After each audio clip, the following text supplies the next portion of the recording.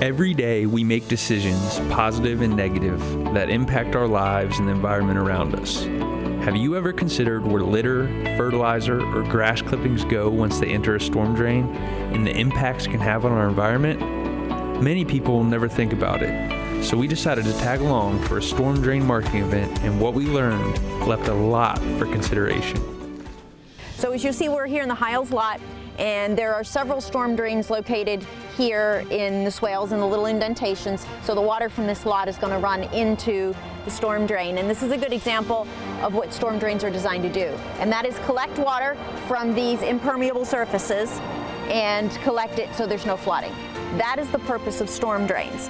And we developed storm drains because you've seen many pictures of when it rains a lot, the water rises and rises, and then it can flood our homes, it can flood our buildings, it can flood just about anywhere. So the storm drain system is designed to capture that water and move it away from structures and move it away from people and protect us from flooding. So that's the design. When the water goes down into the storm drain, it winds up directly into the waterways. Grass clippings are filled with nitrogen. Nitrogen is a nutrient. You think nutrients are great, that's awesome. Not in the lagoon, because nitrogen makes things grow, makes things green. You might think, well, that's natural, that's great. Not in the lagoon, because what's it gonna make grow out there? Algae. You got it. Fertilizer does what fertilizer does. Makes things green, makes things grow. Out in the lagoon, it's going to make the algae grow.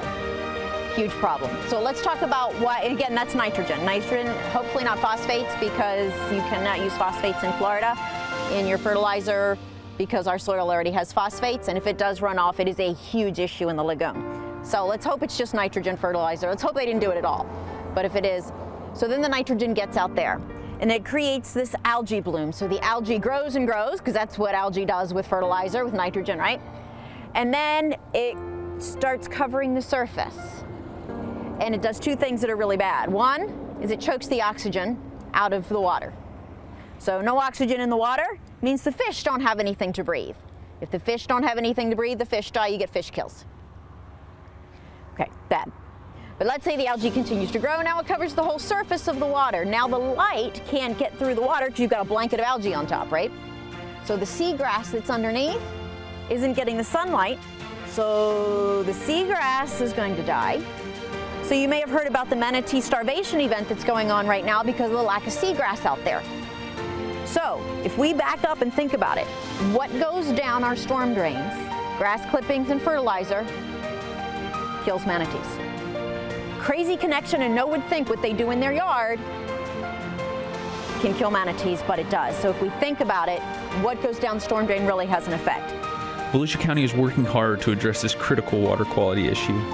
Hugging the border between New Smyrna Beach and Edgewater, the Gabordi Canal captures a large quantity of stormwater runoff that eventually discharges into the Mosquito Lagoon.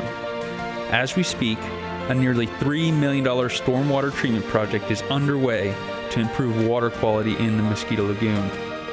The project will divert stormwater from the Gabordi Canal into a 2-acre treatment facility that will remove detrimental nutrients such as nitrogen and phosphorus. This is great news, but we still have a ways to go, and it starts with each and every one of us doing our part.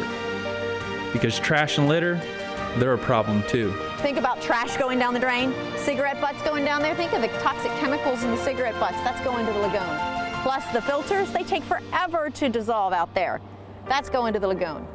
Styrofoam, plastic cups, utensils, silverware, all that trash, you know, from your to-go bag that people throw out the car window, and guess where it goes?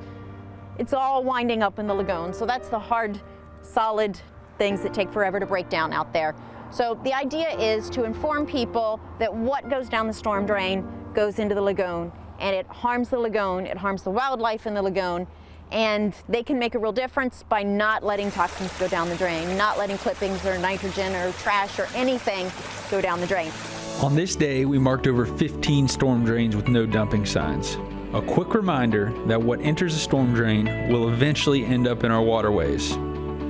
But for real change to take place, it's going to take all of us working together, being conscious that our individual actions can have negative impacts, or that can fundamentally create positive change.